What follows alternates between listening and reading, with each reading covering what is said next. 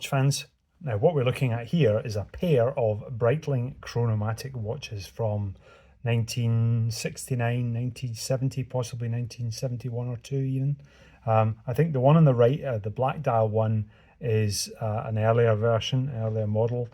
This is basically a Breitling 2114, it says on the back of it.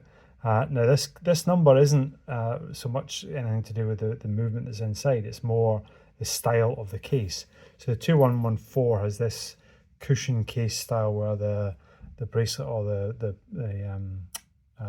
strap in this case is kind of recessed into the case, and it has a fixed tachymeter bezel around the outside.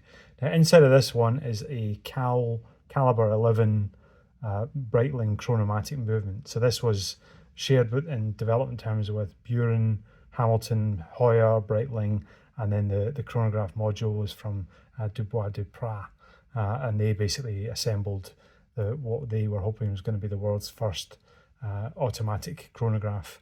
So this watch it's been in the wars a little bit. I think the case may have been polished in the past.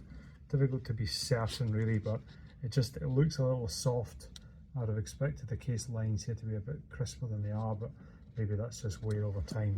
And the dial itself has got some spotting on it, just where it's got a bit of age-related corrosion, particularly around the outside by the minute track. You can just see some dots on it, but you know, it is what it is. I've had it serviced.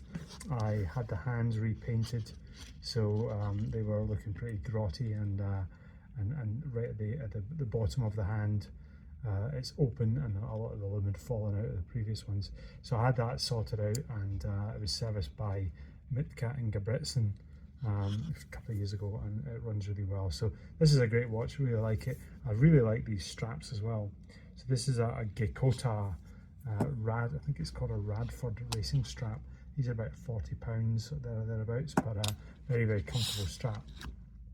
So that's the one I've had for a few years. This one I got recently, and it's possibly an earlier model in that it's a 2110, but it's just the case shape's slightly different. I say if you compare the two again here, you see this one's got open lugs, and the 2114 is the cushion case. But this has a super unusual dial on it. Now, some people might say, oh, that doesn't look like it's been in any catalogue. It's probably been repainted or something funky about it. But of all the research I've done with this type of dial, there are so many examples of them out there, and they look credible enough that I'm inclined to believe that it's real. So this one, the bezel actually rotates around the outside of it, and this has got a caliber 12 movement in it, so slightly later in terms of its build date.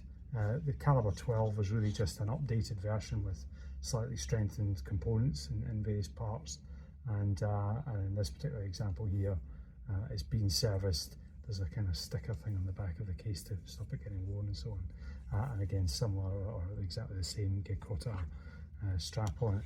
But yeah, really nice watch.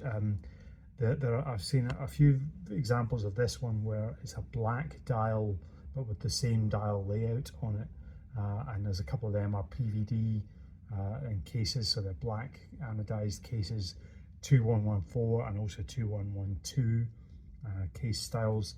I haven't seen a 2110 that's black, and in fact I've only really seen examples photoed online of a couple of other 2110s with this case, with this dial design.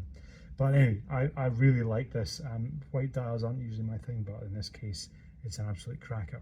Coming back to the strap, the first time I saw one of these Gekota straps, I actually put it on a Seiko 6159, which is somewhat heresy given that it's a dive watch. Putting a leather strap on it isn't, it's obviously you're not going to go diving in it. But I like this strap so much that I started using them on other watches as well, as kind of racing model here. And then finally, one example of another caliber 11/12 watch. This is a caliber 11, really early, 1969 Hoyer Carrera 1153. I've covered this one before on the blog and also on video, but just as a comparison, you know, these watches here are they're all brothers together basically. Anyway, hope you enjoyed this video. Keep watching, keep subscribing, more videos coming on very soon.